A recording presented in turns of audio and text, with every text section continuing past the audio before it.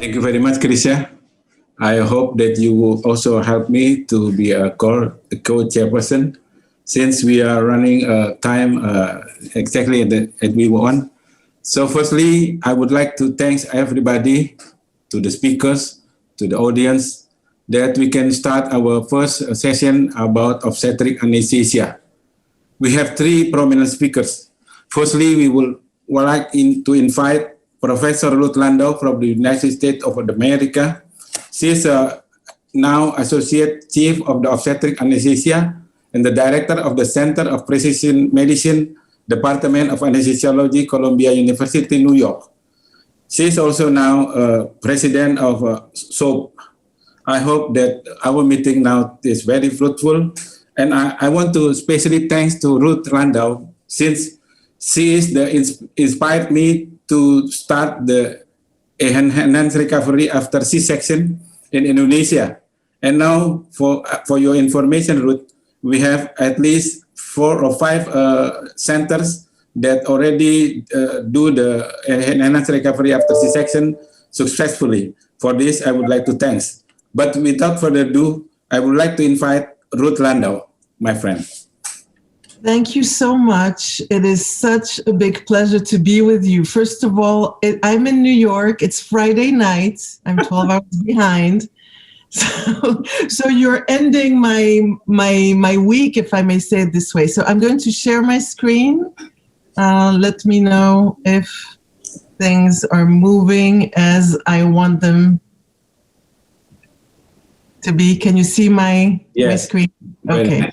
So I was very moved by the 1 minute of silence. COVID has affected many colleagues. It is also preventing us from getting together, which I regret very much. Everyone in Indonesia has become close friends, and I miss you dearly. So I hope it's the last time we have to do this way, and that next year we can hug each other.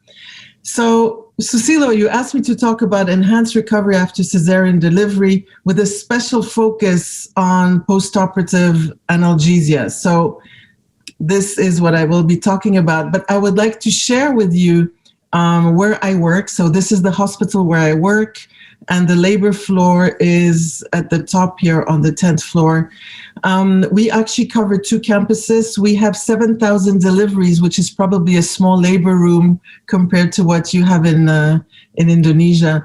We have a very high neuraxia labor analgesia rate, and our cesarean delivery rate is 35%, of which half are unplanned.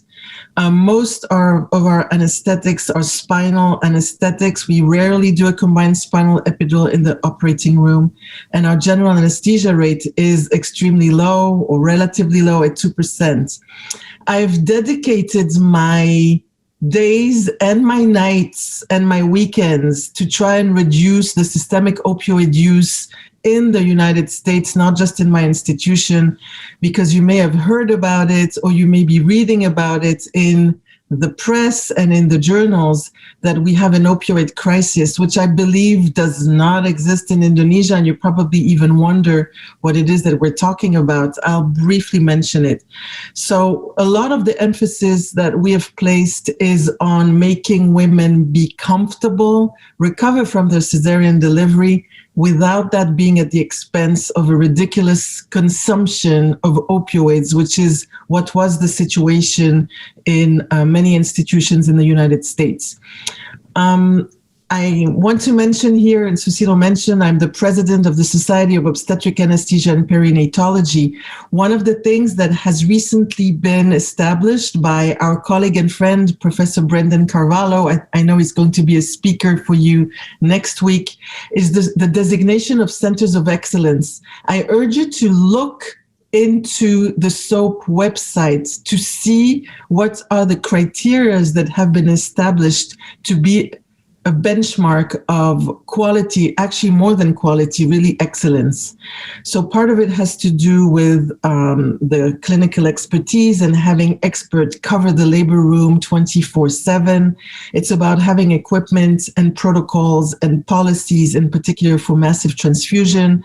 It's about training the teams. It's about doing the right dosing for neuraxial labor analgesia or neuraxial anesthesia for cesarean delivery, and keeping the general anesthesia rate ideally below 5%, which is important because we know that general anesthesia for cesarean delivery, when it is avoidable, is actually associated with complications and adverse outcomes that we should be avoiding. So I highlighted here one of the elements that is quite well described in the document that accompanies the application for the Centers of Excellence is post-cesarean delivery analgesia, with an emphasis on how to provide what is necessary to have patients neither be in pain, but also not consume a lot of systemic opioids, which in the United States are tablets of oxycodone.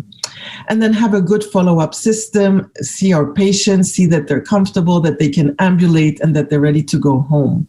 And another element of the designation for excellence is to have a low dual puncture rate, ideally less than 2%. And if there is a dual puncture, unintended dual puncture, there should be a good protocol for managing the post-dual puncture headache. So a lot of elements, but they're actually all necessary to ensure enhanced recovery. So obviously the agenda is going to be about enhanced recovery, how to provide stepwise opioid-sparing, multimodal analgesia, and judicious opioid sparing, what to do with the patients that are a little bit different, that don't seem to follow the usual standards and require different approaches. And then I'll talk very briefly about shared decision-making, which might be a concept that may apply to your patients in Indonesia as well. So when I think about the optimal recovery after cesarean delivery, there are many elements. I actually designed this slide a while ago, thinking about we don't want the patients to be nauseous, we don't want them to be cold, we don't want them to have shivering or itching, etc., etc. This is in the immediate perioperative period, or even still in the operating room, where we don't want them to have uncontrolled glycemia or to be hemorrhaging. And then around all this, and this is why I put it really around the core elements, are how well are patients sleeping and how able or motivated they are to be breastfeeding, and how much pain they have, and are they going to have postpartum depression. And as you can see, there are arrows going around all this because it can create a vicious circle. If you're in pain, you don't sleep well, you won't be able to breastfeed, and then you'll be depressed. So we need, as the anesthesiologist, to be really focused on not letting this vicious circle begin, because okay. It is going to be very difficult to stop the vicious circle.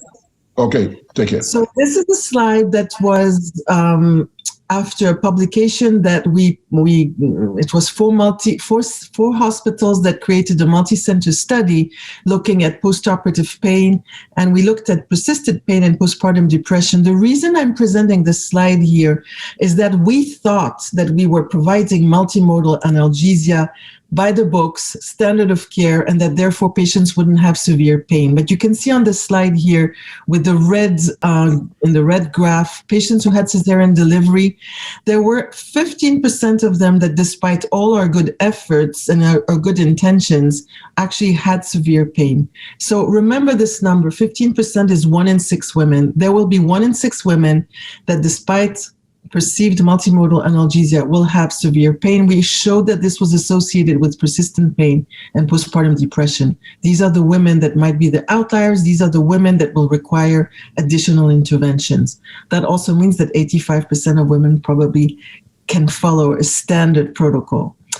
So what the Society of Obstetric Anesthesia and Perinatology has been doing in the last 5 years is writing consensus statements. Consensus statements are necessary when there's no real strong evidence that tells you what to do. So but mostly what these are practical and were available evidence-based recommendations. And in this case, this one is about enhanced recovery.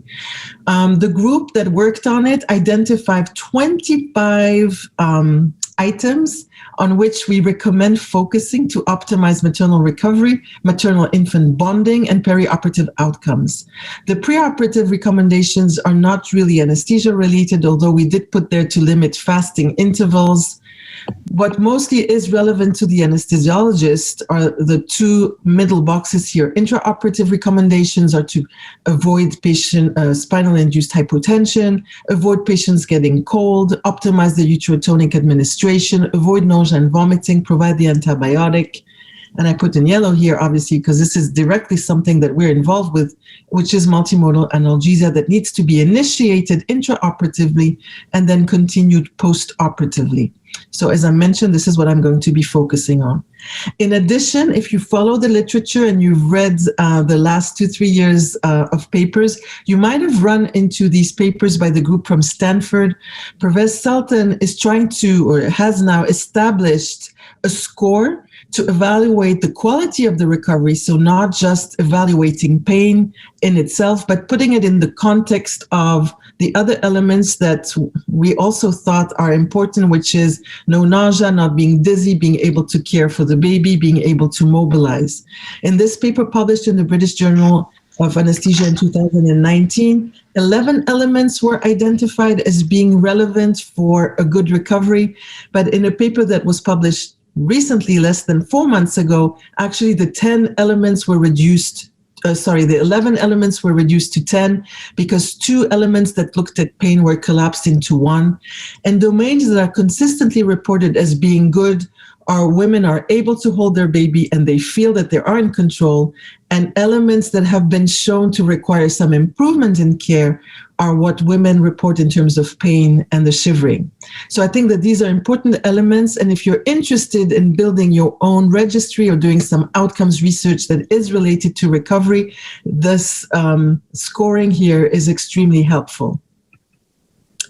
You might have also noticed there have been a lot of things published in the last 3 or 4 months. This is a study from the Prospect group in Europe, and Mark van der Veld, whom I believe some of you know, uses the methodology where they do a systematic review looking at all the studies that have evaluated post-operative pain after cesarean delivery, and the outcome is a reduction in 1 point of the BAS score at 24 hours.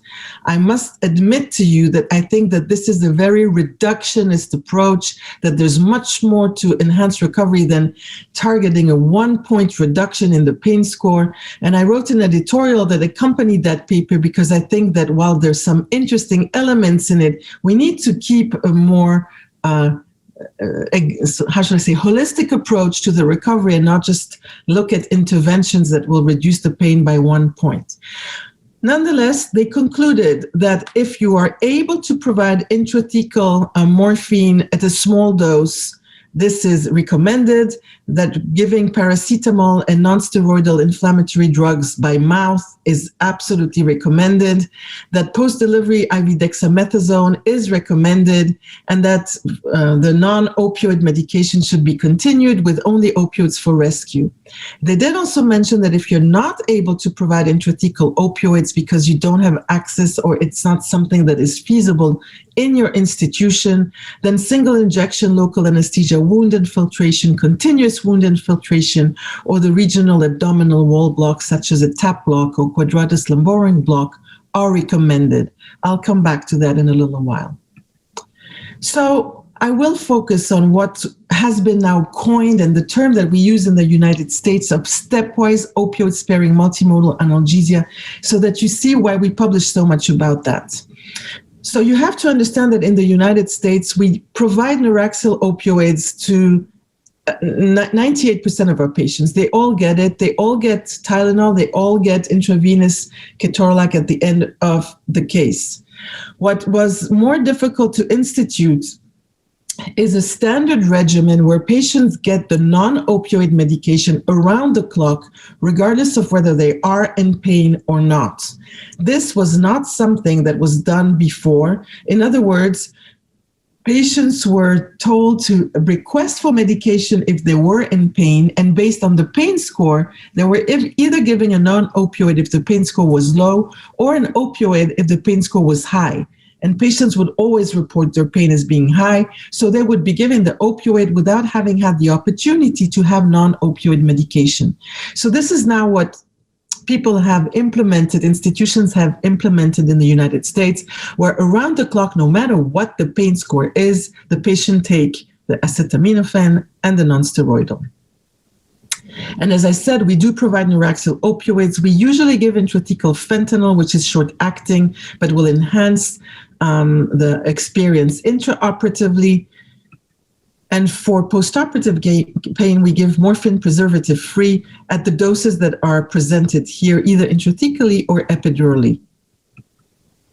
Now, because we were concerned that around the world, there are many places where women are not given neuraxial opioids under the premise that it is dangerous, so under the premise that it requires substantial monitoring, SOAP came up with a consensus statement last year that provides very clear recommendations. Besides providing a review of the literature, it has these bullet points here. Neuraxial opioids have been safely administered to millions of women for several decades without respiratory depression in the mother. Neuraxial morphine also provides superior analgesia compared to systemically administered opioids and should be used preferentially for post-operative pain. They do not increase the risk of respiratory depression if given at the right dose and with the appropriate monitoring that should be tailored to the dose. So there is no need for an overly aggressive monitoring if you're giving low doses, and it's specifically written here in low resource settings. It is still possible to give neuraxial opioids. So I want to show you more specifically what the recommendations are. If the patient is healthy with a low risk of respiratory depression, she is not preeclamptic, she's not on magnesium, and she receives an ultra low dose of less than 50 micrograms, which still, or 50 micrograms, she doesn't need any excessive monitoring. She can be monitored as if she did not get any neuraxial opioid. These are the recommendations that SOAP put out. If the patient is getting a dose between 50 micrograms up to 150 micrograms, respiratory monitoring should be done every 2 hours for sedation and respiratory depression, but that can be done on a regular floor. It doesn't require a particular setting. And if the patient is high risk, she's morbidly obese, she has sleep apnea, she's preeclamptic, she's on magnesium, then it's different, and then she will require additional monitoring. But this patient might require monitoring regardless of what the dose of opioid was. We're hoping with these recommendations that more women around the world will actually have access to receiving neuraxial opioids, and that it will provide the impetus, the ammunition for anesthesiologists around the world to feel that it is a safe way to provide pain relief. The other concept is that the opioids should really only be given if patients are in breakthrough pain. I don't think this is a problem in Indonesia, but I can tell you that in the United States, patients were taking the opioids as if it was part of the recovery plan. It is not. If a patient is in a lot of pain or doesn't want to get any opioids, there are other ways to managing the pain, the regional blocks, which I think that in Indonesia you're able to do. And I think something that is very important that we haven't done a very good job at in the United States is to explain to the patients that the opioids that they would be taking by mouth actually crosses the breast milk. And as soon as we tell patients, listen, you're maybe a little bit uncomfortable, but this opioid pill that you're about to take will potentially reach your baby, they're less willing or less wanting to take it. So the American College of Obstetrics and Gynecologists actually established a maximum dose of opioids or tablets of oxycodone, which is 6 tablets, which is not that much. And I can tell you that we had many women that took much more than that before these recommendations. So the last thing I like to say about stepwise opioid-sparing multimodal analgesia is to talk to our patient and set the expectations. It has become very sort of standards to ask the patient to score the pain. And we have so many patients who tell us that their pain score is 7, and at the same time, they're able to text, they're able to do other things. If a patient is able to talk on the phone or text someone or use WhatsApp, definitely their pain score isn't 7, because they shouldn't be able to even focus or be able to concentrate. So the pain should be contextualized, and maybe instead of asking patients, how much pain do you have, we would be better off if we ask them, what is it that your discomfort is preventing you from doing, rather than focusing on the pain. We also know that the more we ask patients about their pain, the more it actually increases the sensation of pain. And this is called the nocebo effect of asking about pain. So it's a fine line between ignoring the pain or asking too much about it, but also how we ask about pain is very important. So I want to talk about the outliers. What is it that we can give? This is a very nice graph that was published a while ago about all the different targets, starting from dexamethasone, the alpha-2 agonist, the ketamine, the gabapentin, the lidocaine, and other things that can be given to manage pain. And I put here the stuff that we use in obstetric anesthesia, a lot of things, a lot of vials, a lot of pills, a lot of catheters, a lot of local anesthetics. So do they help or do they not help? There have been many studies. I just selected 3 here. One of them is a study that we published a while ago where we did a tap block with clonidine. We wanted to see if women had less pain. We saw no difference in a randomized controlled trial between patients that got a placebo, a tap block with a regular dose of bupivacaine, or a tap block with bupivacaine and clonidine. Another study from the United States showed that gabapentin giving routinely to patients after a C-section didn't change their pain score. And finally, ketamine was also not shown to make a difference. So why is it? These are all great drugs. Why is it? We'll look at it in a second, but combining all the analgesic interventions that are not recommended for pain, and this is from the Prospect guideline that was published very recently, you can see that the list of things that are not recommended is actually pretty long. All the things I just mentioned, not recommended. So I want to show you why we're not able to show that they are efficient or beneficial. All the pain studies, and I have here all the method sections for all these studies, have always focused on scheduled cesarean deliveries in women who were not in labor, who were healthy, who did not have chronic pain, who were not on any neuropathic analgesic, and were not drug users. So they were healthy, and actually their pain scores were pretty low, even in the control group that didn't get the intervention. So it's not a lack of effect, it's a lack of need within the study design of these pain studies.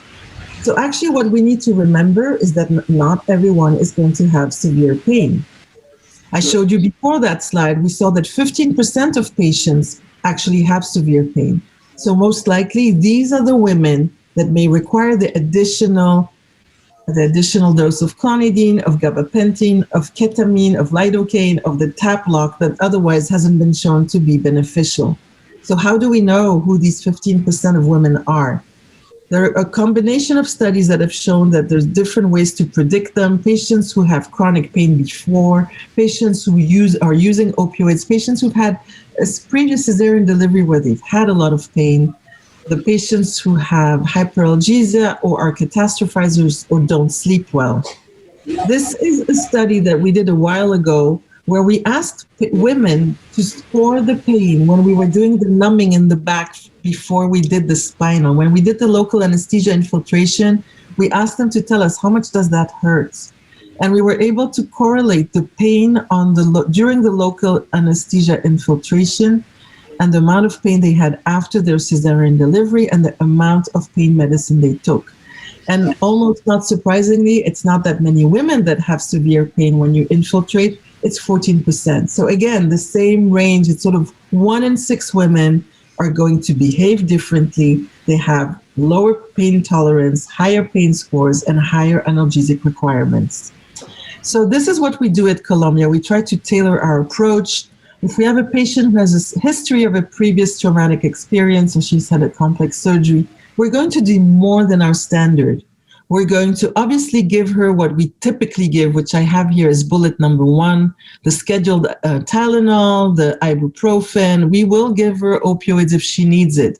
But what we mostly do that we would not do otherwise is give a higher spinal morphine dose up to 300 micrograms. Otherwise, we only give 150. We might be adding clonidine between 50 and 100 micrograms. And I know that clonidine in Australia is quite popular as well. So I'm sure that Steve has some experience with that as well. Or we might be keeping an epidural catheter if it's there and it's available, and we might be keeping it for a day or 2, or we might be redosing the morphine. We might consider giving gabapentin or ketamine infusion, and we might consider doing a TAP block, a quadratus lumborum block.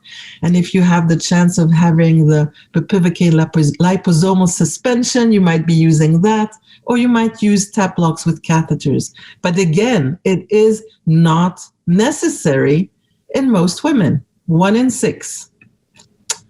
So I want to show here a recent study.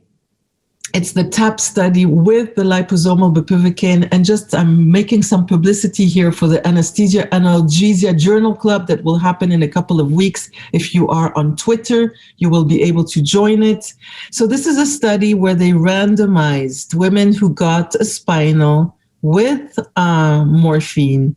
So this is considered as they shouldn't be in that much pain, but they did get a TAP block with either the liposomal bupivacaine or just bupivacaine alone. And the primary endpoint was to see how many women would actually take 0 opioid tablets. And they were able to show a difference. And this study is quite controversial. How come they showed a difference, since these women were not expected to be in pain? And in addition, we've seen that TAP blocks have not been shown to be effective. So one of the claims of the study is that they really ensured that the TAP block was working, and that they think that most of the time in studies that have shown no benefit, the TAP block wasn't monitored properly or wasn't shown to have been done technically in a flawless manner. So there's here a meta-analysis that was published, and they concluded that spinal morphine is better than a quadratus lumborum block, and that you shouldn't offer quadratus lumborum block. You can see there's a very nice infographic here on the right-hand side. But the half glass that is empty, or the other half glass that the authors showed here in the meta-analysis, is that if you did not give intrathecal morphine, then actually the quadratus lumborum block is beneficial. And if you are in an institution where you're not able to provide the neuraxyl opioid, then doing a quadratus lumborum block might be beneficial. So I want to finish off with shared decision-making and why in the United States we have an opioid epidemic. The reason we have an opioid epidemic is that opioids have been prescribed very liberally, very generously and unjudiciously. We know now, besides the tolerance, the hyperalgesia, the fact that one might become dependent, we know now that dependence on prescribed opioids can occur after just 5 days of exposure in patients that are susceptible and have been opioid naive. And while we know that, you can see here from the Center for Disease Control report that since 2006, the average days of supply, meaning what has been prescribed to patients, has increased tremendously. So we know that if they're going to be prescribed more than 5 days, they're at risk of becoming opioid dependent. Nonetheless, the prescription has creeped up like this, which is why we have so many patients who are now addicted to opioids. We've also seen in studies that were published in JAMA that there are patients who come to the operating room for minor procedures like varicose vein removals that are found to still be consuming opioids 3 months after surgery. And actually the percentage of patients, it's not just women, it's men and women who are still using opioids is 6% after surgery. And if you ask surgeons, they will tell you there's nothing else with a complication rate as high as 6%. So surgeons should tell their patients, you might become an opioid addict if you take some opioids after the surgery. So we also looked at how much opioid tablets had been prescribed. We saw that patients were going home with an average of 40 tablets. That was just 3 years ago, which meant that patients, since they were not taking everything that was prescribed, there was there were probably 20 million opioid tablets that were introduced into communities from leftover medication just in 2016. So we have many opportunities for improvement. For those who are interested in obstetric anesthesia, Ron George presented a superb Alzheimer lecture, which is available on the SOAP website. And there were so many initiatives in the United States. You see them in the journals on how to stop prescribing opioids. We also published a paper just this month, actually, in regional anesthesia and pain medicine, on how with very simple measures we were able to decrease the oxycodone use in the hospital and the number of patients not taking any. And we have a very large grant now trying to include patients in the decision as to how many opioids they will be taking. So in other words, my take-home message for you today are very simple. We need to set the goals and the expectations for the patients, for the providers, for the prescribers. We need to do stepwise opioid-sparing multimodal analgesia. Neuraxyl opioids are the gold standard. So, Silo, if you know of institutions who are not using opioids, we need to help them get access to neuraxyl opioids, and we need to recognize and tailor pain management for the outliers. I have to finish off with this slide. The deadline for submitting your superb abstract, I saw some before, to SOAP, is on Monday night, Tuesday morning for you. You have 4 days to submit your abstracts if you're interested. We will have a virtual meeting. So just like I'm with you, without being with you, you can be with us without really being with us. Our meeting is from May 13th to the 16th.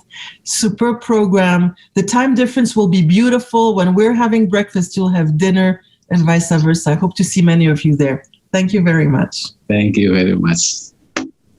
Okay. Thank you, Ruth. This is very interesting topic since we also have a vice versa problem in Indonesia. You have too much of opioid, but here in Indonesia, we are afraid to use it and then make the patient in pain. So there's another thing that we have also a problem that sometimes some obstetricians give the medicine that not actually indication for acute pain, like fentanyl patch. So I hope in this meeting today, we can say to our friend that please stop these things that's not good. So I would like to invite all the participants, if you want to ask something, make a question, please don't forget to write down in the Q&A column. And then for the next, Krisha. Thank you, Dr. Susilo. Thank you, Ruth, for wonderful presentation. For the next speaker, we will have Dr. Connie Cruz from the Philippines. Yes. Yes, she's the Assistant Chair for Research and Clinical Services and Chief of the Division of Obstetric and Gynecologic Anesthesia in the Department of Anesthesiology in the UP-PGH Medical Center in Philippines. So Connie, whenever you're ready. Your voice, you're still muted. Your mic is still mute. Okay. Yeah. Oh. Can you see my slides? Yes. Nice. Yes, nice. Sorry, is it the presenter view or is it just No, it's your slide. Okay. Wait, I'm just gonna transfer. Sorry. Okay. Good morning, Susilo. Dear colleagues, joining today's session from wherever you are. I hope you are all safe and well. Thank you, Susilo, and your team of organizers for inviting me to participate in this year's Indo-Indonesia conference. Virtual as it may be, I miss our face-to-face meetings, but I'm sure that very soon, our face-to-face meetings will begin again. And also, thank you for continuing to be active and providing venues such as this, where we can continue to enhance our knowledge for our beloved specialty. I'm from Manila, the capital city of the Philippines, where I mainly work in two government hospitals, the Philippine General Hospital, which became a COVID referral center last March 2020 at the height of COVID-19, but the COVID cases are dwindling down now. And I also work in maybe the busiest maternity hospital of the country, Dr. Jose Fabella Memorial Hospital, which actually remained as busy even during the pandemic. So today, I just like to speak about eclampsia, one of the most feared severe features of preeclampsia. And so as not to make a long discussion, I decided to just make it simple and focus on the anesthetic dilemma for a patient with eclampsia for cesarean section.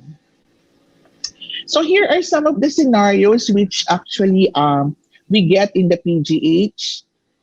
We have a post-ictal or post-convulsion mother, slightly arousable, drowsy, non-conversant, a post-ictal but awake mother with a BP of about 190 to 110.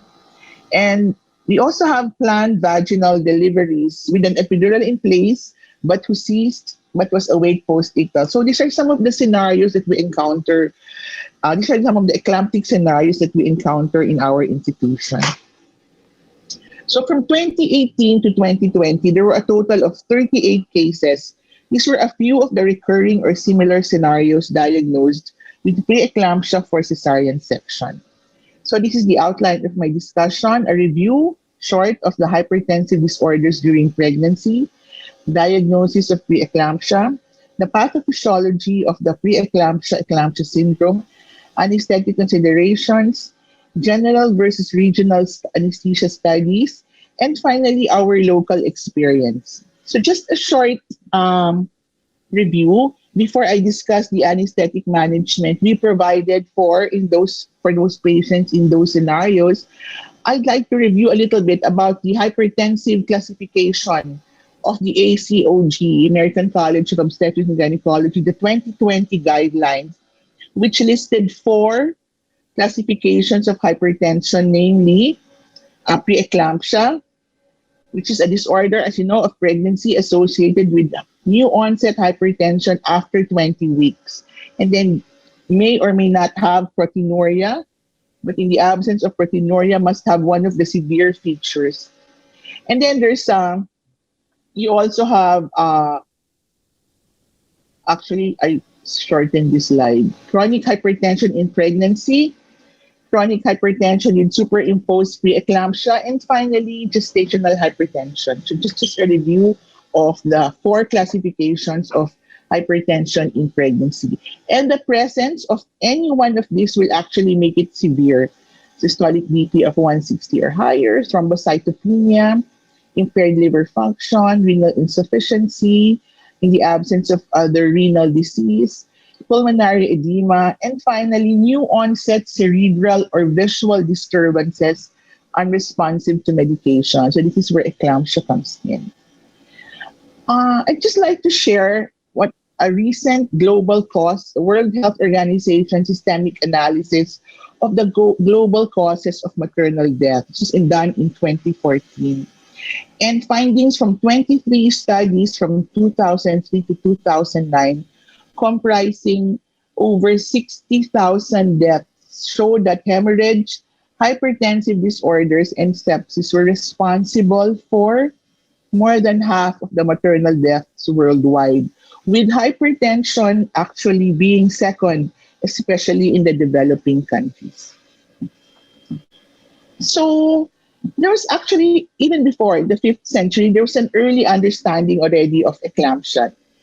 In a book, it said, in pregnancy, drowsiness and headache accompanied by heaviness and convulsions is generally bad, which comes from the Cone Prenotions, which was published in the 15th century, but these were writings way back in the 5th century by Greco-Roman physicians, so-called. It was later published in the 15th century. So as early as the 5th century, there was already a recognition of the symptomatology of eclampsia. So the convulsive eclampsia, as it is defined today, is actually the convulsive manifestation of the hypertension disorder of pregnancy and is among the more severe manifestations of the disease. Usually, your eclampsia presents in the third trimester of pregnancy, with about 80% of eclamptic seizures occurring intrapartum within the first 48 hours. Your differential diagnosis will actually include uh, any seizure disorder, cerebral arterial ischemia, intracranial hemorrhage, drug use. And although there are numerous studies about markers, the only, other than early detection of preeclampsia, no other reliable test or symptoms will predict the development of preeclampsia. So this is just a study published in the Current Hypertension in 2019, showed the pathophysiology of the cerebral dysfunction in preeclampsia, which actually may lead to eclampsia. The syndrome of the preeclampsia syndrome begins with an abnormal placenta. So as you know, you cannot have preeclampsia without pregnancy. And several studies have later on depicted abnormal development of uteroplacental arteries which produce an ischemic placenta. That ischemic placenta triggers the production of various factors into the circulation, acting on end organs like the brain, producing vasospasm and vasoconstriction. So this is the mechanism for cerebrovascular dysfunction in eclampsia. It is postulated that these circulating factors released by that ischemic placenta acts on the cerebral endothelium and vascular smooth muscle, leading to impaired cerebral perfusion and impaired autoregulation, causing ischemia. Also, it increases the blood-brain barrier permeability and brain water content, leading to cerebral edema. So these are important points to consider when we actually determine our anesthetic considerations. So these are the areas which may initiate seizures in the preeclamptic brain. You have ischemic areas due to impaired cerebral autoregulation. You have areas with cerebral edema due to altered permeability of the blood-brain barrier. And finally, but very important, are the microhemorrhages due to increased blood pressure. So when we determine or when we think about what our anesthetic considerations are, which brings us now to anesthetic considerations, aside from the challenges brought about by severe labile hypertension, intravascular volume depletion, multiple organ dysfunction demands, we have to consider the post-ictal or the neurologic status of the patient. So that is where we come in, regional versus general anesthesia. What do we use in a patient with preeclampsia? You know, there are numerous studies that have come out. I didn't look at the other studies about preeclampsia. I just looked at the studies that talked about or that studied eclampsia per se. So let's look at those studies. If you look at those studies, when you come to a conclusion, no study will actually recommend a particular technique. This was one study I saw. It was conducted in Africa, I think. This is a 2015 to 2016 data. 65 patients were diagnosed with preeclampsia with a 5% mortality. But if you look at the conduct of anesthesia, all patients were actually given general anesthesia, as these were performed by nurse anesthetists using either thiopental or propofol and using vecuronium, and then finally halosan for maintenance. So as you see, in all these cases, probably because they were more well-versed with general anesthesia, for eclampsia per se, general anesthesia was provided, and there was actually a 5% mortality. In other studies, epidural comparing general anesthesia for cesarean delivery, mind you, in conscious or in stable women with eclampsia, they found that there were no major complications with either general or epidural anesthesia. Although they say that they found that epidural anesthesia was associated with higher 1-minute Apgar scores. So this study said that both maternal and neonatal outcomes are not affected adversely with the use of epidural anesthesia in selected cases of eclampsia. Selected meaning in stable women and conscious women after convulsions. Now, this is another abstract submitted to SOAP. This research poster submitted to SOAP in 2001 showed a significantly higher mortality rate in patients who had who were given general anesthesia. If you see here, there was a 10% mortality rate compared to only 3% for spinal anesthesia. So here they said that spinal is safer than GA for cesarean section in eclampsia. So I just showed you about 3 studies which gave you different techniques, different outcomes, probably based on how they were well versed with the technique, or how their patients were how stable or unstable their patients were. So if you look at all of that, I'm going to go back to the microhemorrhages in the eclamptic brain. Indeed, autopsy examination of patients with eclampsia demonstrate cortical edema and subcortical petechiae with particular predilection for the occipital lobe.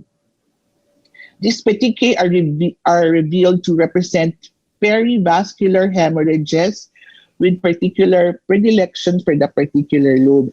And in a book, one of the major causes of stroke in the pregnant patient is actually eclampsia, preeclampsia or eclampsia, which the number one cause of mortality or morbidity in a patient with preeclampsia with severe features or eclampsia is cerebral hemorrhage, which brings us to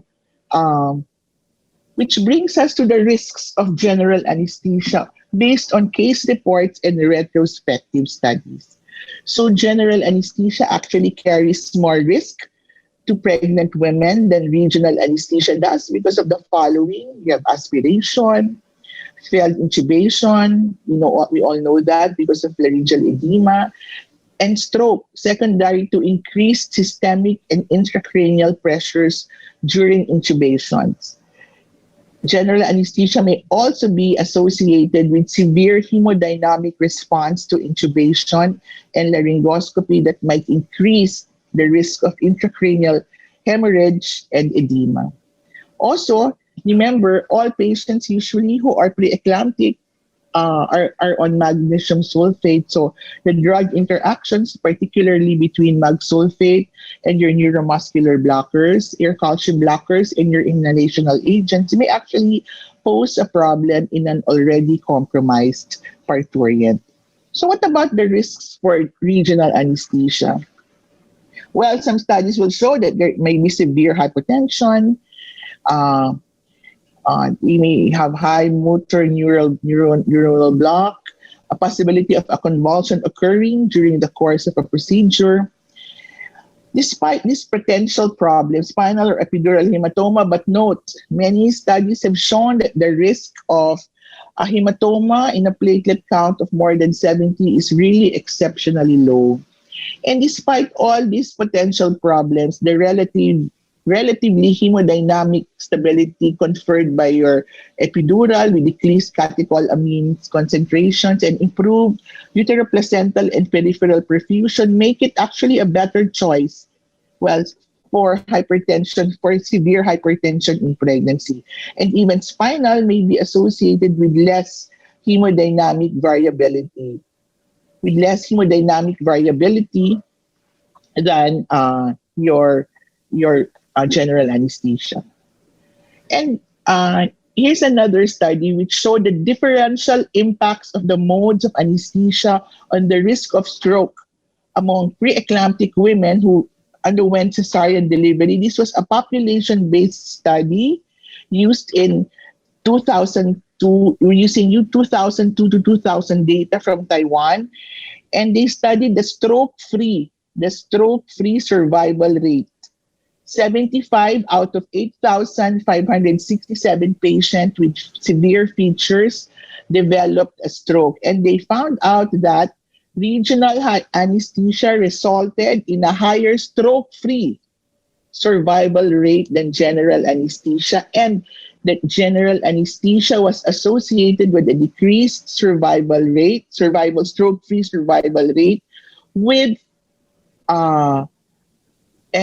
which among preeclamptic women, the risk of stroke after general anesthesia compared with urachal anesthesia over a 1 to 6 year follow-up period was 2.3 times after adjustment for confounders. However, the postpartum stroke rate was not significantly different between spinal and epidural.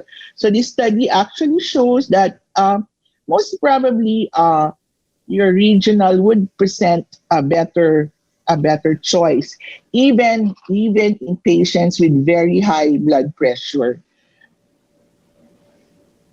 So back to our patients at the Philippine General Hospital, we had a total of 37 eclamptic patients for cesarean section from 2018 to 2020. Out of all these patients, we had 23 were done under subarachnoid or spinal anesthesia. 2 were done under continuous spinal epidural. 2 were done under combined spinal epidural. 1 was done under general anesthesia intravenous, and 9 were done under GA endotracheal anesthesia intubated. We had only 1 mortality that was done under general anesthesia using IV, probably because this patient was already hemodynamically unstable. And for GA inhalational, we had 2 morbidities, which was I think this was prolonged stay or prolonged intubation. So as far as the Philippine General Hospital is concerned, we do use anesthesia, regional or spinal anesthesia for patients, for eclamptic patients, even in the setting of very high BP, especially if this is for non-reassuring status. So majority of patients, about 60% who developed eclampsia, were given spinal and did not result in any major morbidity or mortality. In our institution, we only provide general anesthesia in a drowsy, uncooperative, and unresponsive patient, and a patient with overt coagulopathy. Otherwise, we always provide regional anesthesia. And if a patient already is for planned vaginal epidural with planned vaginal delivery with an epidural, we continue to dose the epidural for the cesarean section in the event that an emergency is called. So what recommendations do we have for our institutions, for the institutions where I work with? Is the choice of anesthesia is actually still debatable because of the wide spectrum of eclampsia in the pregnant patient. However, important considerations for the use of general anesthesia would only be a post-ictal status or sensorium of the patient. If the patient is asleep, moribund, or unresponsive, then general anesthesia is the choice. The foremost consideration, it's actually the choice for the choice of technique, is always skill and confidence. We have never used blood pressure per se as a consideration for choosing general anesthesia because of the fear of microhemorrhages or the cerebral hemorrhage that might occur during laryngoscopy.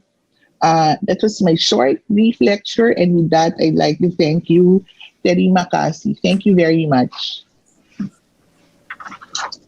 Thank you, Connie, for your presentation. Same problem, I think, in Philippines. In Indonesia, we also have a lot of the pre-eclamptic and the eclamptic cases. So yeah, thank you very much. Terima kasih. And so, for the next speaker. So I would like to invite the one and only. I'm afraid he is more popular than me in Indonesia. This is Stephen Gatt. He come more often than anybody overseas speakers. Maybe he's already been in Indonesia to 20 times, more, or maybe more.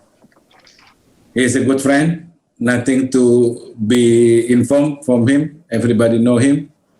So without further ado, please, Stephen Gatt. Thank you, Cecilo, for a wonderful introduction.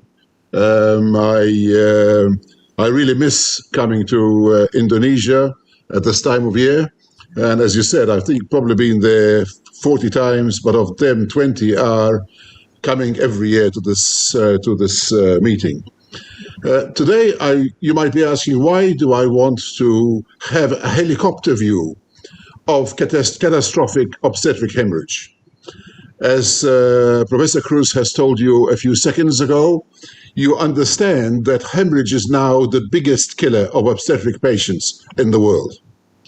And it is very important to remember that almost all the world, be it Latin America, be it Asia, be it Eastern Europe, be it some parts of the United States, be it Africa, almost all, the bulk of patients are delivered in small places. And I hope that I want to look at this because the best responses and the best resuscitation possible is actually not the cause of or the result of exotic or expensive or very complicated maneuvers or agents, but being very well prepared for this complication happening. And happen it will. It will happen not only in your own lifetimes, it will happen many times in a lifetime of experiences in obstetric anesthesia. So the helicopter view I want to produce for you is one in which you understand that rapid action, pre-preparation, and finally doing things in the right order at the right time will produce the best outcome. Now, the concept of the first hour and what you do in the first hour becomes the primary determinant of outcome. And so I think it is important that if outcome is your reducing hemorrhage, but also reducing mortality is important to you, then you must take care of this first hour. And this is why we have called this first hour of catastrophic torrential obstetric hemorrhage the golden hour. It is in this, what you do in this first hour that ultimately will determine whether or not the patient will die. Now, the concept of working fast is actually intuitive in many ways. And so the effectiveness of response in the first hour is what generated in the 1960s, for example, getting people very fast to hospital by ambulance. And later on, the development of accident and emergency centers, and later on, the development of intensive care units. So that basically we understand that we have to work fast, we have to work in a coordinated fashion, and this is what the golden hour is all about. So basically, in the ideal situation, you will have already in place the drills, the guidelines, the protocols, the procedures, all of them executed simultaneously in this first hour window of opportunity. If you produce multiple pre-rehearsed and rapidly executed interventions, you can control, you can contain, you can reduce the hemorrhage. And then we can also replace the blood loss. We can resuscitate at the same time. And this is what ultimately will dramatically reduce your mortality and your morbidity. Now, I want to also introduce the concept of the hour before the golden hour. If you want, what do you have to do beforehand to ensure that during your golden hour, you can perform very well? And this is why I want to convince you that regardless of whether you are in a big, fancy teaching hospital or whether you're in a small place, there are a lot of things you can do beforehand that will make you almost as effective as the big, fancy teaching hospital. And first of all, I think the hour before the golden hour includes ferric carboxymaltose. How do we now make sure, basically, that no patients, for example, presents to cesarean section anemic? Secondly, if you have a blood banking facility, then you need, and I'll talk to you about alternatives for this, for the MTP, the massive transfusion protocol. Also, you need to be prepared as a team by having hemorrhage drills on a regular basis. It doesn't matter what system you use, whether you use SOAR or CORE or PROMPT or MOE, all of these are together, these drills are meant to make sure that on the day it happens, that we're all prepared for it. Next, I want to encourage you all to have a hemorrhage trolley or a hemorrhage box where all the bits and pieces you need in massive transfusion are actually there and ready to go. And of course, nowadays, for most cesarean sections, we will also give, especially the high-risk ones, we will always give tranexamic acid before we start. Now, what happens in the golden hour is also important. And I think that the main elements of this are, first of all, hemo and stasis, which I'll come to shortly. This is all the things that the obstetrician has to do and all the things that we have to do as anesthetists. Then we have to activate the MTP, which we had prepared previously. We have to use uterotonics in a very organized and essentially very effective way. Make sure that we don't forget fibrinogen. And then, of course, if we have the time, we can bring in the rapid infusers and the blood warmers. And all over this, of course, is plenty of help. Plenty of people to come and help you to do things. Then we have the hour after the golden hour, if you want to, when we can bring all the exotic things, the recombinant factor 7A, cell salvage, interventional monitoring of patients, hemostasis also monitored using TEG and Rotem and so on. But the most important things are not the exotic things. The most important things are that we resuscitate early, and resuscitate in an effective manner. Why? Because as early as 5 years ago, and it's still going on, the maternal mortality for most things was going down, and now it's slowly starting to rise, even in the United States. And what is the cause? It is hemorrhage, as you've just been told a few minutes ago. Now, apart from the golden hour, I want to talk a little bit about the shock index, and also what I like to call the rule of 30s. The golden hour, I'll go into some detail, but the shock index is also interesting. But why do we need all these things? Why do we need a shock index? Why do we need a rule of 30s? Why do we need a golden hour? Because report after report after report of, for example, the confidential inquiries in the United Kingdom of deaths from hemorrhage all produce the same problem. We do too little in hemorrhage and we do everything too late. Why do we do this? Because basically, too little, for example, too little IV fluids, too little red cells, too little whole blood, oxytocics, too little or used in an appropriate fashion, no fibrinogen addition to the mix. Again, not enough use of the agents which are available, which could reduce loss. Again, too late. We failed to get help early from other anesthetists, from senior surgeons, and so on. We start fluid resuscitation too late and blood replacement too late. We don't go to the operating room to make sure we can stop the bleeding early enough. And again, the oxytocics are usually either inadequate and late as well. And finally, we fail to transfer patients when we have got control and we now need something much better than that. The rule of 30s per se is actually very simple. I think all of you will agree that at 30% blood loss, we have moderate shock. I think all of you will agree that if your heart rate increases by 30, that's about the 30% blood loss line. Your respiratory rate rises to more than 30. Your systolic blood pressure drops by, say, more than 30 millimeters of mercury from baseline. Your urinary output is less than 30 mils per hour, and the hematocrit has dropped to less than 30. Then we have 30% blood loss, and therefore we already have moderate shock. Now, all of these values, the heart rate, respiratory rate, the systolic blood pressure, the urine output, and the hematocrit must be treated independently of each other, so that we all are kept at a value of more than 30. Parameters that we need to control are important. We need to not just ignore the signs when they are there, and immediate action is always necessary. Now, there has to be an anesthetic priority, there has to be an obstetrician priority, and there has to be, on top of that, the use of a massive transfusion protocol of some sort.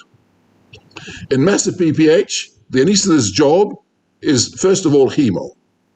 Call for help, put in your shock index or some other form of shock assessment rule of thumb, and start resuscitation.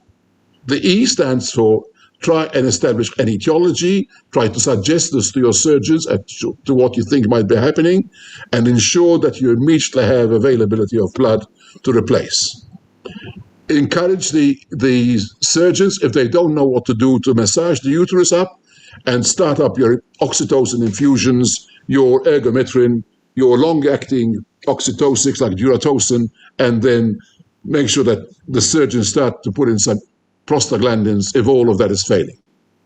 From the point of view of the obstetrician, what does he do? Again, try and teach them how to use the shock index and tell them shift to a place where you can resuscitate effectively, and then ask them to do a bimanual compression and EUA, and then starts the other things that all surgeons do: balloon tamponade, packing of the uterus, applying of B-Lynch compression sutures, a systematic pelvic devascularization, take out the uterines and then the ovarians and then the quadruples and then the internal iliacs in that order. Internal iliacs, of course, will always be a bit at the far end of that. And finally, interventional radiology, but this would have been prepared beforehand. And finally, if need be, subtotal or total abdominal hysterectomy, keeping in mind that total hysterectomy is almost always impossible at cesarean section. So, to my mind, from your point of view, the first-line treatment should always be done in a very well-organized fashion, and some of them imply that you will have done this beforehand. The massive transfusion protocol, apply that. Make sure that you have done multiple drill training of what to do in obstetric hemorrhage so that it can be done at the time. Come up with a plan of how you're going to organize your oxytocics and uterotonics, again, using the agents which you actually have already. Make sure that you have a plan for hemorrhage control and containment, and that your surgeons understand this, and the rest of the obstetric team, your midwives and so on. Aggressive volume resuscitation, I think, is important at the very beginning. Get your hands on a hemorrhage trolley or box. Even if you have a very small hospital, even if you're delivering at home, make sure you have a hemorrhage box so you can do something at the time. Then drive your protocols so you manage things as you have normally planned. Have a team approach to early detection. I can't emphasize this enough, because most cases that come to court in a medico-legal case is that the team has failed to detect the bleeding early. The husband, the boyfriend, the partner keeps saying all the time, she's still bleeding, can you come and see her again? And yet, the midwives, the doulas, the obstetricians sometimes say, it's going to be all right, They're so used to living in that environment that they fail to come and rapidly assess the patient and then to treat the causes of hemorrhage. You need to reassess the patient continuously when it comes to hemorrhage, because there's usually not one cause, but multiple causes of hemorrhage. To give you an example, you have a placenta accreta, you know about it, and yet often the hemorrhage is not caused by the placenta accreta itself. It's caused by an atonic uterus. So again, don't just assess once, keep reassessing all the time. Is there a cervical tear? Is there a vaginal birth canal trauma? Is there something else? Is there an inversion of the uterus? And then make sure that you deploy appropriate levels of competent staff. This is not a job that can be managed by junior staff. This is not a job that can be managed by people with no experience. These are massive bleeding situations which need the competence of many, many people. The rest, to my mind, is always icing on the cake. And I say icing on the cake because secondary devices, especially rapid infusers and blood warmers, special pharmacological methods like recombinant factor 7A or tranexamic acid, and surgical interventions, exotic ones, are often not the solution to most of these situations. Again, hemodynamic monitoring is very important. And when it gets to very high levels of bleeding, then of course you need both your invasive and non-invasive hemodynamic monitoring. The clinical interventions like intrauterine balloon techniques are all icing on the cake. And likewise, interventional radiology and things like cell salvage. Again, not at the beginning. This is when you start managing these patients. The massive transfusion protocol has been very useful to us. And in many ways, I think I want to encourage you to have a very simple massive transfusion protocol. You don't need anything very exotic, but you need to make an arrangement with your blood bank and with your hematologist. That as soon as you have one of these, all you have to do is ring them up, and they will give you immediately 4 units of red cells, fully cross-matched and so on. And then you can have 4 units of platelets, 4 units of fresh frozen, and 4 units of platelets of red cells as soon as they're ready. And then they start preparing the next batch. You go for 4 units of red cells, 4 units of plasma, 10 units of cryo, an ampoule of recombinant factor 7A, and fibrinogen concentrate. And you continue to alternate number 1 with number 2. So basically, you need to alternate 4 units red cells, this one here, and then this one there, and that you continue to alternate those until the blood loss stops. It's all prearranged with the blood bank. It looks pretty on the pictures, but ultimately this is the basis of a good massive transfusion protocol. Now, of course, you might ask, why do we split blood in the first place?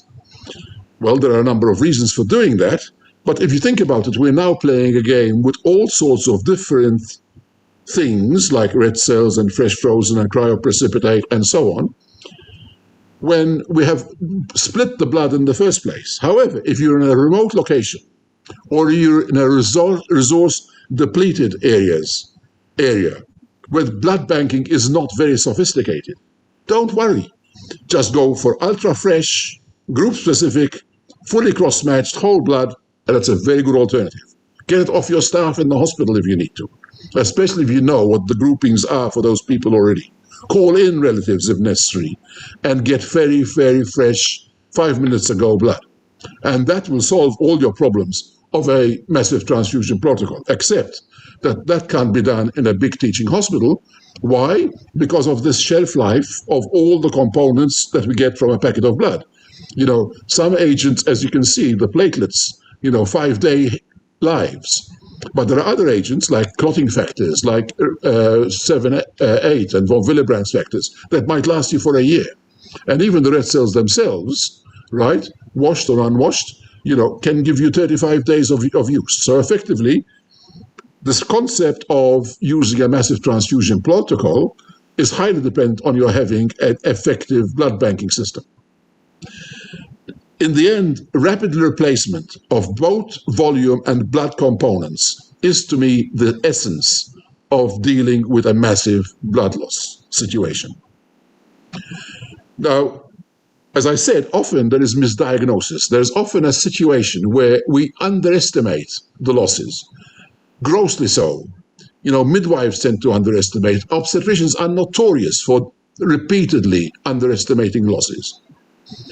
In the end, I think it was Aristotle who 2,000 years ago told us, he who sees things from the beginning has the finest view of them. Who is the person who's seen things from the beginning? Often the patient herself, but also more importantly, the person who's come in with her. They know how much blood loss they've had at home. They know how many pads they've had to use. They know how much stuff they've had to mop off the ground before they entered the hospital. They know what's happened in the ambulance. They know what's happened in the labor ward. So always listen to the people who have seen it all the time. In terms of assessing severity, if you don't have access to these, I tend to use a rule of thumb, which says that if the patient is lying down and the patient has an arterial pressure systolic of less than 50, is anuric, almost unconscious, with a heart rate that's slow and air hunger, you can assume that they have a blood loss of 3 liters. If, on the other hand, they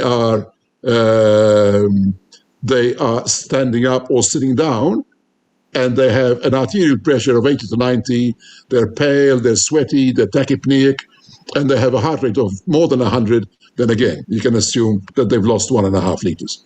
Go and resuscitate 1.5 liters. Go and resuscitate with volume first, but immediately have blood replace 1,500 mils. Now, the obstetric shock index is even better than this. It is this very simple equation. It doesn't involve any quadratic equations or anything like that. It's the heart rate divided by the systolic arterial pressure. Even I can manage that one. That's easy. And basically, the normal heart rate over systolic arterial pressure is about 0.5. In hemorrhagic shock, the index might get as high as 1.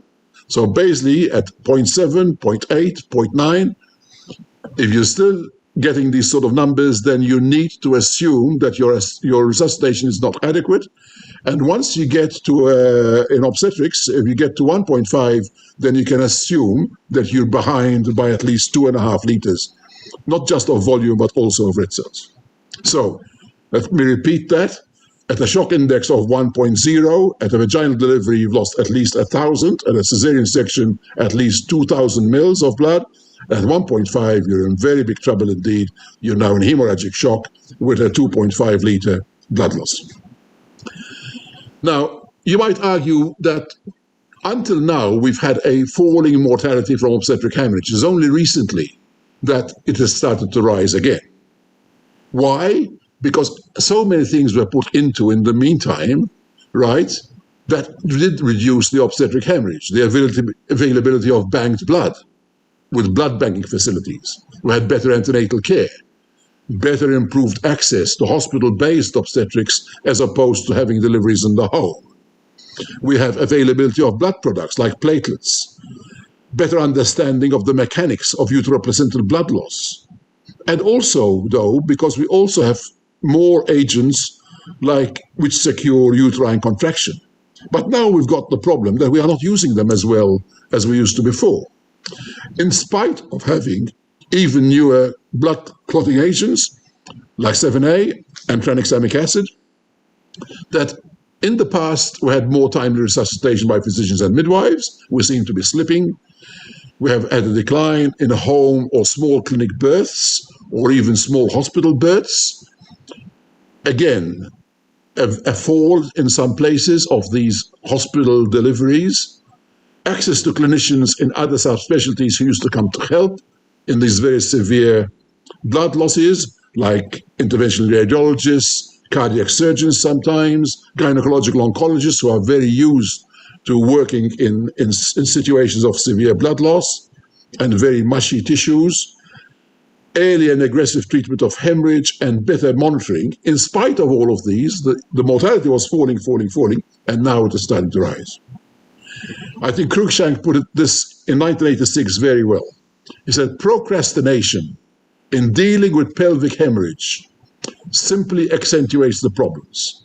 Hoping that hemorrhage will spontaneously cease is absolutely a futile exercise, and steps should be taken immediately to remedy the situation.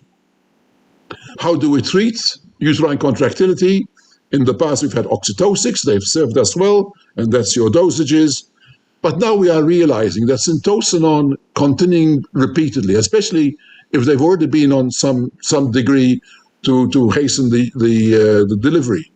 If they've already been receiving syntocinon during the vaginal delivery, then you can't keep flogging a dead horse. That eventually there's a limit to how much syntocinon can do. At that stage, you'd either need to bring in ergometrin or ergonovine. Likewise with prostaglandins, if your oxytocics and your ergot fails, then bring in your prostaglandins. Again, most of these are given intramedullary, though sometimes they can be given by irrigation into the uterus or by suppositories in the vagina or the rectum. Prostaglandins can be very useful in this situation.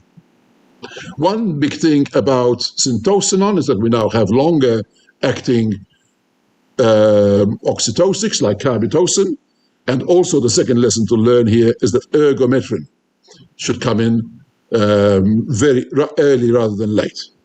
And of course, with the prostaglandins, then again, the triple treatment in all will do a good job.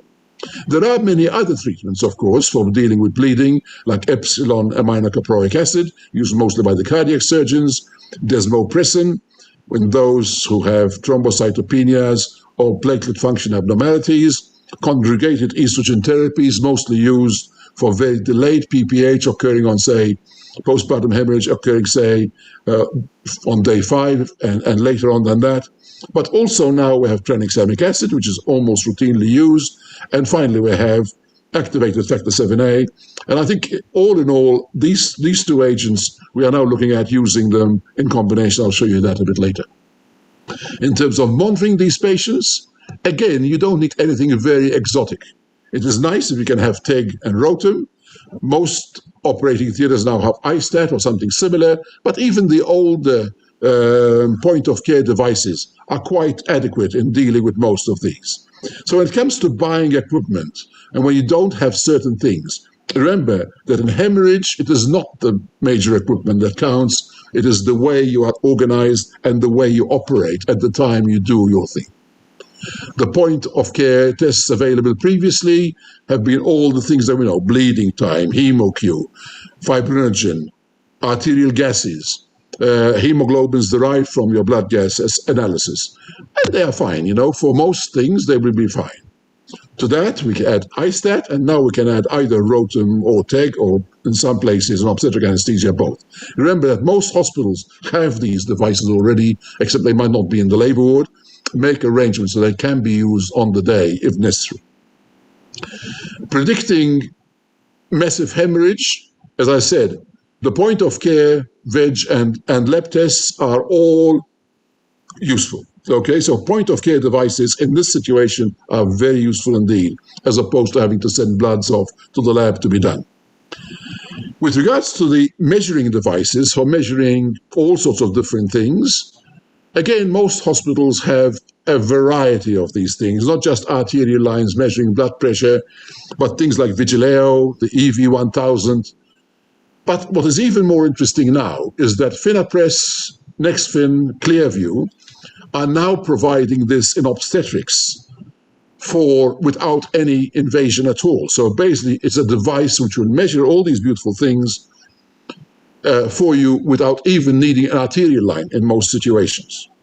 So we've had the invasive, the PA catheters, the PICO, the LITCO, the mixed venous oxygens, and so on. Then we've had the minimally invasive. Arterial line usually is all that is needed. Sometimes a central line is needed as well. Vigileo, FlowTrack, and EV1000. And now we have all the non-invasive devices. All of them absolutely stunning in managing torrential obstetric hemorrhage. It's always very reassuring to be sitting there in an operating room with a cesarean section where you can measure the beat-by-beat stroke volume variation, where you can where you can actually see what the cardiac index actually is, where you can see the systemic vascular resistance index, where you can see your mixed venous central oxygens, and so on. All of these are absolutely stunning if you have them. But if you don't have them, don't despair. As I said, there are many devices nowadays for obstetrics that are completely non-invasive, and they've been around for quite a long time. The technology is now almost old hat, to be honest, but nevertheless, very useful in obstetrics. I'm coming towards the end of this, so I've been running fast already, but I will be running even faster now. Remember, resuscitate. As soon as you have a massive blood loss, oxygen by face mask, restore blood volume rapidly, try and warm all your infusions as early as you can, put up 2 or 3 big infusion sites, drip sets, pump infusers, pressure infusers, large intravenous catheters, and make sure that you resuscitate adequately. Again, when using large volumes of blank blood, remember that you will get a coagulopathy eventually, so keep checking your clotting times, keep checking your coagulation profiles, and get help from hematologists who know what they're doing. Cell savers, if you have them, they're great. They're only useful anyway to you for cesarean section. They must not be used for vaginal delivery. There were some theoretical problems in the past that we thought might be a problem. Things like amniotic fluid embolism at cesarean section, feto-maternal alloimmunization, and possibly even hemolysis from the cell saver devices. If you have a fairly modern cell saver device, you can use them. And most of you will have one either in your vascular surgery unit or your cardiac units and so on. So just use them, but make sure that you know what to do at the time that you have them. There are 3 important, to my mind, molecules in massive PPH. The first is fibrinogen. The second is the removal of anemia. And finally, we have the long-acting oxytocics, which I talked about already. Remember, if you have no fibrinogen, you have no coagulation. If you have no fibrinogen, you have no platelet function. So restore fibrinogen early. It is an absolute necessity. Where do you get fibrinogen from? If you don't have concentrate, which will give you up to 3 grams of fibrinogen, cryo is fine. And fresh frozen also has fibrinogen in it, but be careful. There's fresh frozen plasma in obstetrics is currently under a bit of a cloud. Carboxymaltose, fantastic. If you give it 1 week before delivery or before cesarean section, the ferritin levels within 1 week will peak. And so most patients who are iron deficient can be treated very easily the week before cesarean section. Tranexamic acid. Tranexamic acid itself can halve your blood loss. The percentage of patients with losses of more than 1 liter is also halved. So it also, in a cesarean section, reduces blood loss from the end of the cesarean section to up to 2 hours postpartum. So effectively, a very useful thing to have on board if the patient is going to bleed. Fewer patients also need uterotonic agents, right, if you have tranexamic acid on board. We are now playing with joining tranexamic acid with recombinant factor 7A and doing some studies on that. Remember, if you are going to use recombinant factor 7A, right, then remember that if the red people here are the ones who died, the ones that are orange here are those who had a small reduction in blood loss, where the slightly lower colors like had different degrees of reduction of blood loss. And the green ones are the ones who not only survived, but also had complete loss of blood flow. Remember that there are 2 important messages. Do not let your patients get cold, right? The ones who died almost always were the ones who were cold, and don't allow them to become acidemic. Once again, as the pH drops, then these people continue to underperfuse, and so they're impossible to resuscitate. Keep calm. This is the end of my presentation. Remember, I want to repeat this 1,000,000 times if I can. What is most important in catastrophic hemorrhage is, number 1, volume replacement. Number 2, make sure you do your hemorrhage fire drills. And we've rolled these out across Asia for about 10 years now. So many of you will have experienced us doing this, but do them in your own units. Have a massive transfusion box. We have these boxes for everything. We've got one for malignant hyperpyrexia. We have one for eclampsia. We have one for all sorts of different things. Have a massive transfusion trolley. Roll it in as soon as you're ready to go. Have a massive transfusion protocol and make sure that the blood bank knows how to use this. And then start thinking recombinant factor 7A and tranexamic acid. Not necessarily in that order, by the way. Cell savers and things like that, the types of colloids or crystalloids to use, irrelevant. Just use whatever you have at the time. It doesn't matter. And again, rapid infusion devices, I'd love to have them. They're very, very good. To conclude, I want to say this, that hemorrhage management is based on 4 separate things. First of all, you have all the pharmacological agents I have talked about now.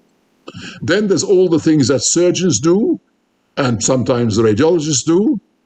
Then there are the bits and pieces which we usually supervise, the blood transfusions, the fusers, the warmers, and the supportive interventions like cell salvage. But most important of all is the green bit, where everybody agrees 100% as to what they are going to do. And these are easy to obtain them. You can get them directly over the internet. You can get to departmental guideline folders. It doesn't matter. These protocols are universally available from almost every single hospital in the world. Terima kasih atas perhatian Anda. I thank you for listening to me for this while. And remember that in heavy bleeding and management and containment, may the force be with you. Take care. Thank you, Steve. Thank you. So, very interesting. So we can ask Stephen Gatt to see the Q&A column. Maybe he can reply something there directly. But before that, maybe we can start with the Ruth Landau, because we found that your statement in your Q&A answer is rather difficult to understand, because you say about fentanyl patch, it is not recommended, clearly stated. But when the Dr. Vincent asked, how about if the mother want to give a formula? So you say, if no other medicine, you can use it. It is very confusing. I think it's better to say it is not. I don't know. What did you think? Well, I would rather not have anyone on a patch of fentanyl after cesarean delivery, but if it's the only thing that is available. So my understanding was that this is a patient that is not intending to breastfeed, right? Yeah. With no formula. The question was, does it cross the breast milk? That was this first question, and the answer is yes. It's a systemic administration of fentanyl, and it will cross the breast milk. Then he said, what if the patient is not planning on breastfeeding? Yeah. Of course, my answer would be, don't ever give a patch of fentanyl. But if the alternative is that the patient doesn't have access to receive anything and she's in pain, it is impossible. Yeah? That one patient only have fentanyl patch. It is impossible. I think. I agree that. But that's why I'm saying, I think the concept is that it should really be the pyramid. There should be non-opioids, yes, and they should be around the clock. I think the misconception from everyone, the providers, the prescribers, the patient, the nurses have so much power and freedom at the bedside. Because if a patient says, I'm in a lot of pain, and there is an opioid that is prescribed, they're going to want to give the opioid because they want to relieve the pain. But the patient needs to have taken the non-opioids around the clock, and the opioid should be only given if there is breakthrough pain. And the reality is that we see that if the patients really are taking the non-opioids ahead of time, the likelihood of having severe acute pain is much reduced, and the likelihood of needing an opioid is much reduced. I like the question from someone else asking me about the small dose of intrathecal morphine. I really do think that in the setting of what the practice is in most low resource setting, or with a limited ability to monitor patients that have received higher doses, if I were to choose, I would use 50 microgram of intrathecal morphine, and I would explain to the patient that they should take the non-opioids around the clock and cross my fingers that they don't have more pain. I think that should suffice in 60 to 80% of patients. By the way, I didn't mention it, Susilo. I had a C-section. I had intrathecal morphine. It was 100 micrograms, so it's more than 50. I did not have a drop of anything, not of local anesthetics, not of anything besides the Tylenol and the ibuprofen. And I think I survived quite fine. I don't think I'm traumatized. So I think it's all a matter of motivation. I had a lot of questions about whether it should be different if it's a first section or a second section. Yeah, it is a nice question. Very nice question. So the person who asked me about the primary versus repeat section, it's a brilliant question. I've spent a lot of time thinking about it. I've spent a lot of time doing chart reviews, looking at whether we see patterns. The answer is no. And I think because there's no difference, so we can't identify a difference because I think it is so multifactorial. The patient who has a first cesarean section, you could argue the opposite. She doesn't know what to expect. She's anxious. More anxious. Know what it's going to be like. Yeah. Some of them it wasn't a planned cesarean delivery, so they might have come with an epidural into the labor floor, into the operating room. Sorry, I don't know what the practice is like in Indonesia, but we have half of our patients who come with an epidural that was placed for labor that we activate for the cesarean delivery. We know it doesn't work as well, and it's 3:00 in the morning, and they're disappointed because they thought they would deliver vaginally. And if it was urgent, there were were wheeled into the operating room and they banged into every door and every wall of the hospital. So those women, in fact, you could argue the opposite, that they might be in more pain than the patient who knows that she's coming for a scheduled cesarean delivery and she slept well at night and is feeling better.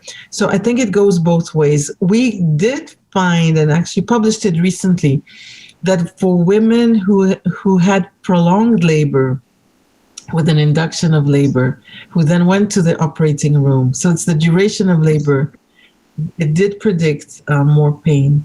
And we even looked at women who had a trial of labor after cesarean delivery, because I was really trying to tease out what's the phenomenon that hurts more, the labor or repeating the incision. And we saw that with the trial of labor, where women were trying to deliver vaginally after a previous cesarean delivery, because the obstetricians don't let them be in labor as long, the duration of labor before they went to the operating room was actually pretty short, and they didn't have more pain.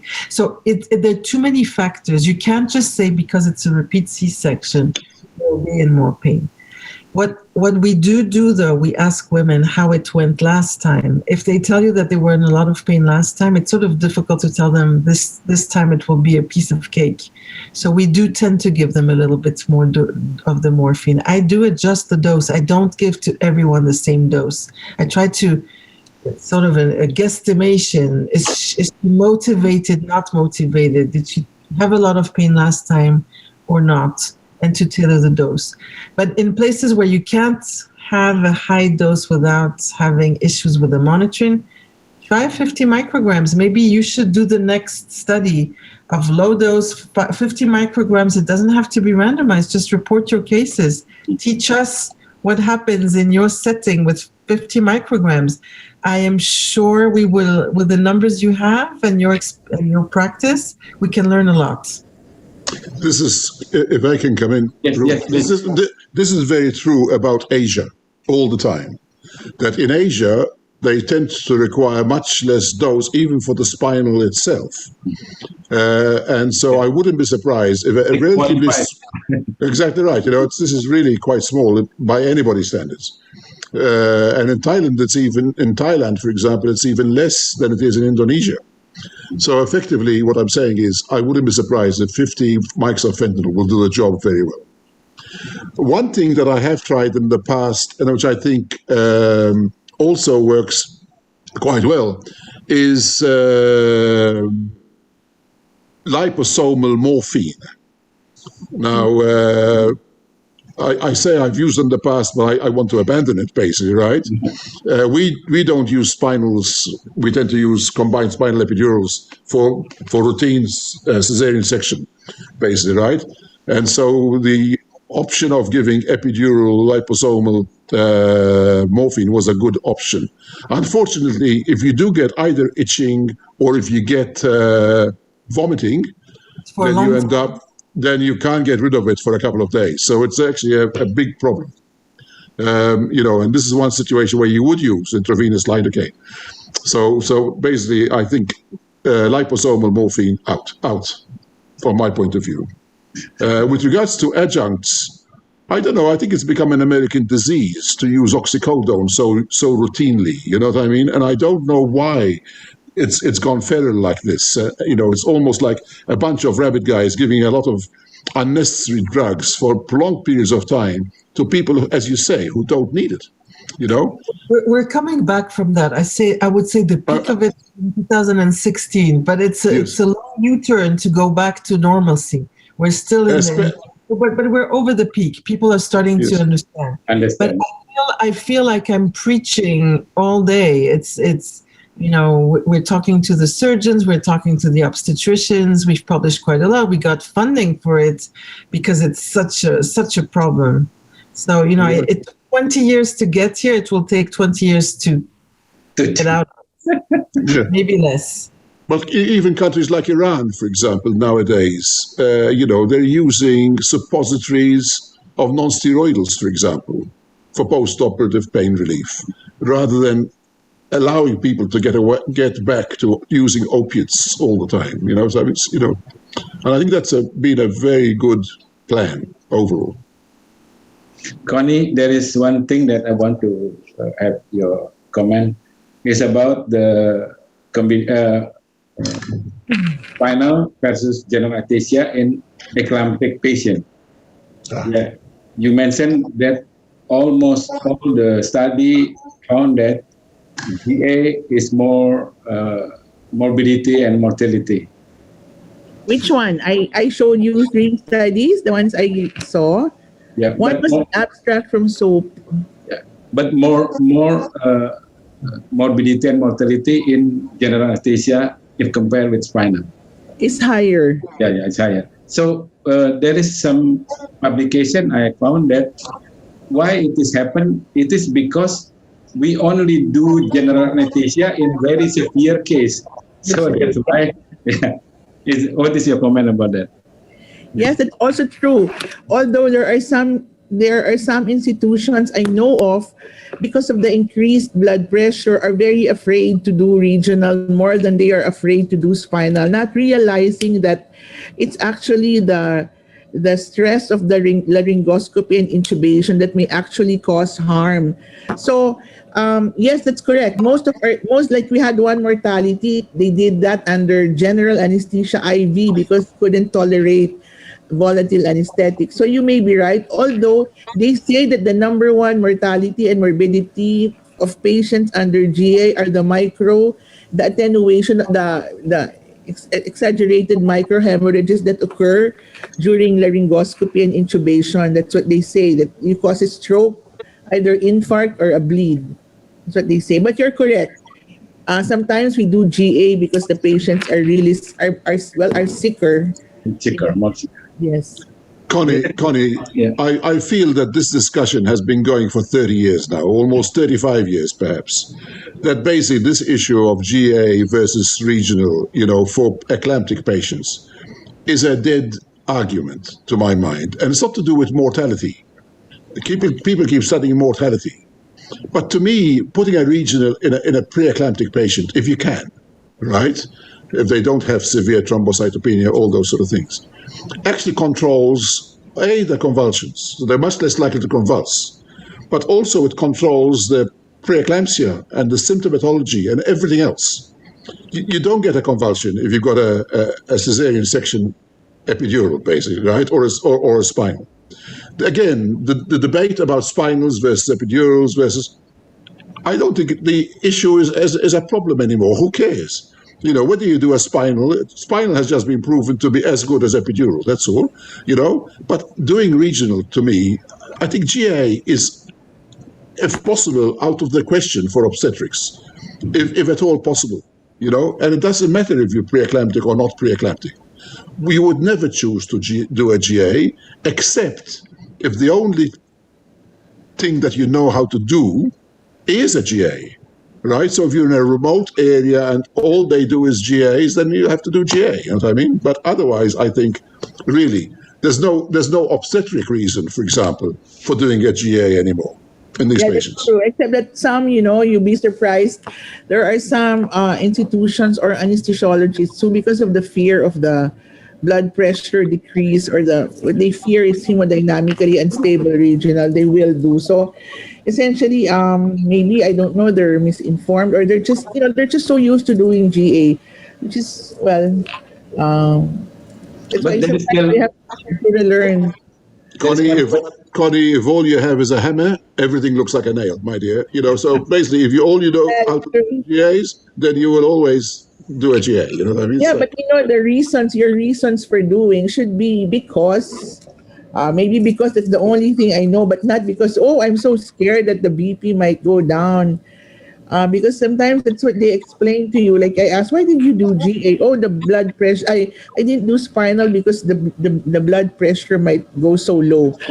I said, we're dealing with preeclampsia here. We're dealing with people who have very high blood pressure that we want to control.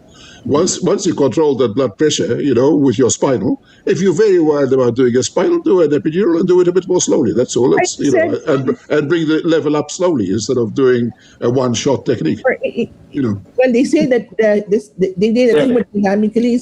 You're more stable with spinal rather than GA. I may add one thing, you can kill a patient with an induction and general anesthesia, endotracheal intubation, and a preeclamptic. You will never kill anyone with a spinal if you know what to do right after the spinal. If you're prepared, that's what I say. If you're prepared with if you're ready with your pressors or your drips, then you'll be okay. The danger of the intubation in the preeclamptic is even increased compared to GA. So, that's surprising, Ruth, because like in the Philippines, I've read of the published reports in the US of the very high mortality for GA. Maybe because of the patient profile in the United States. In the Philippines, we don't have much mortality with GA because our patients are not really malampati 3 or 4. They're quite, I think, I don't know, smaller, but the mortality essentially is not as high as reported, probably. So, but Connie, it remains true that regardless of what your GA mortality is, the mortality from regional is 1/6 of that. Yes, correct. So right. So if they all did the spinals only, then their mortality is likely to be 1/6 of that. And the other one question for Connie is about if there is a convulsion happen during spinal anesthesia for C-section. That's why we do here, well, at least here in the PGH, we do spinal more than epidural, because if they cease during the epidural, we don't know whether it is it is a local anesthetic systemic but the mechanism, but the controlling the seizures essentially is the same for either seizure episode. So it's still symptomatic relief of the seizures, essentially. The one thing I wanted to say about the general anesthesia and the preeclamptic, it's not just the manipulation of the airway and the difficulty or the challenge of the airway, which I agree with you, if the patient is morbidly obese, will be more challenging.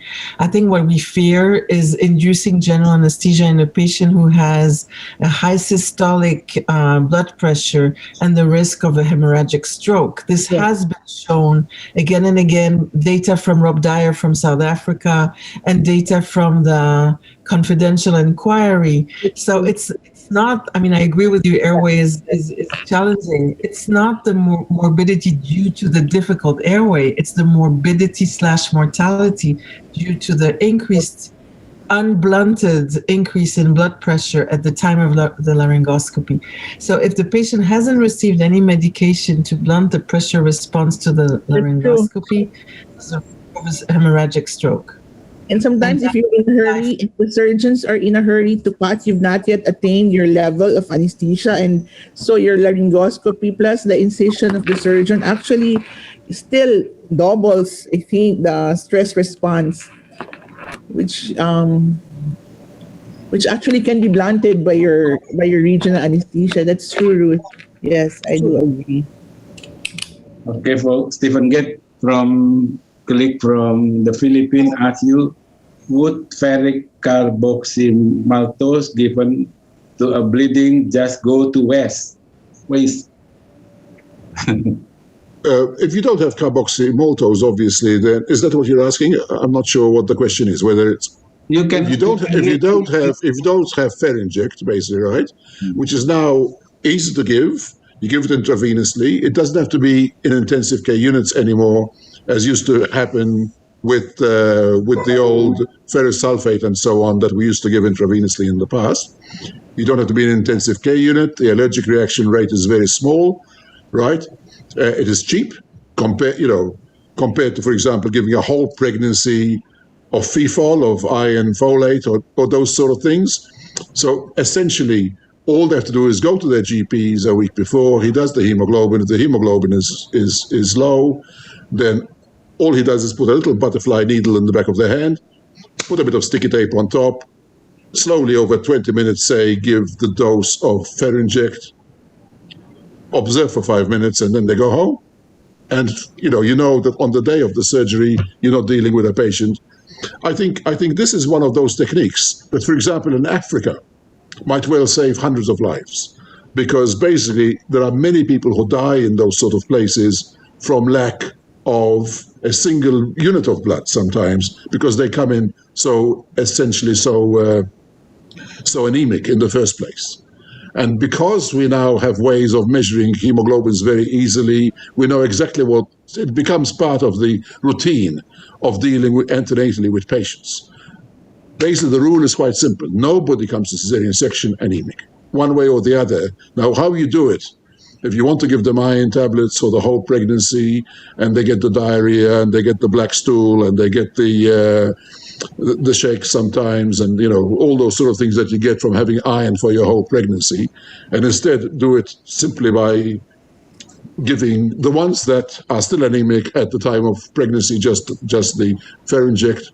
So, I think very important. Anemia is often grossly, when it comes to blood loss, anemia is often, especially in countries like Indonesia, for example, or the Philippines, or Thailand, I think we grossly underestimate that part of the problem of massive hemorrhage is anemia superimposed on the original problem.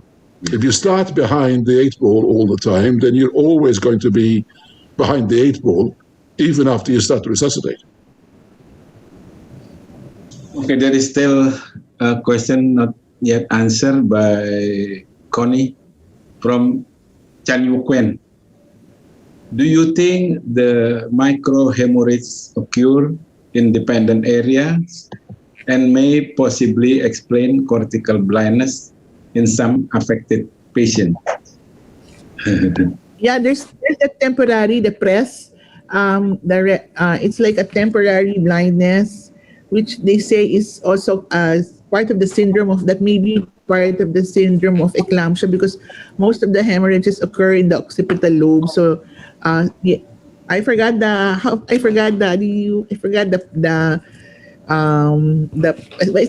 it's pressed where then it's like cortical blindness, temporary, which is relieved after a while. Yes, we have had two patients who had temporary blindness after eclampsia in the past, maybe in the past 10 years, I think. Okay. Question for Ruth and Steve from Chan Yu Quen. Is home delivery an issue in the advanced country from UP moms and cause massive blood loss? Do you want to go first, Ruthie? Not particularly. Right. In Australia, thank God, the answer is no. Home deliveries is almost a thing completely of the past, mainly because of the litigation against midwives if something does go wrong, and hemorrhage is the one thing that they really are absolutely scared of in home deliveries. In many countries in Europe, it's always been a big problem and will remain a big problem. Countries like Belgium and Netherlands, for example, where they have quite a high proportion. In fact, the insurance systems as they work in those countries are such that you can't have a hospital delivery unless you're a high-risk patient. So really, it is a problem. So the answer, I think, from my point of view, is not in Australia, but nevertheless, yes, all of Eastern Europe, for example, has exactly this problem, that home deliveries are becoming... The question actually mentions the word yuppie mums, the ones who think it's great to go and deliver patients under a tree or at the park or, in touch with nature. I see, Cecilia, you're sitting under a tree already. I hope you're not going to do your anesthesia this afternoon under a tree. But anyway, what I'm saying is it's become a big problem worldwide, this business of becoming fashionable to have your baby at home. So on the West Coast, it's very popular, the United States. So the California, Washington, or Portland, it is popular. On the East Coast, where I am now in New York, not so much. Although we did have transiently women considering having their babies at home, not because they were yuppie, but because of COVID, trying to stay at home. But I don't think it was a real thing, and I think that ultimately, even though midwives thought that they would be doing it at home, even in New York, this hasn't picked up. So we don't have that here. Okay, Krisha, anything? Is there anything you want to give a take-home message from three of you?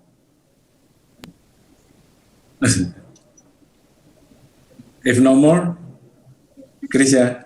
Yeah. Thank you very much, Ruth. I know it's very late in New York. Yeah. Almost 12 o'clock. Staying awake.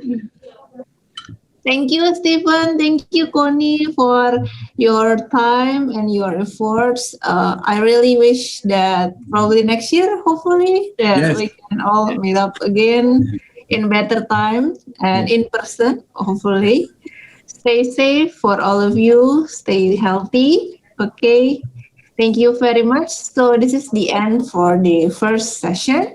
And as for the attendees, I hope everyone's still on fire for today's session. We still have 2 more sessions today.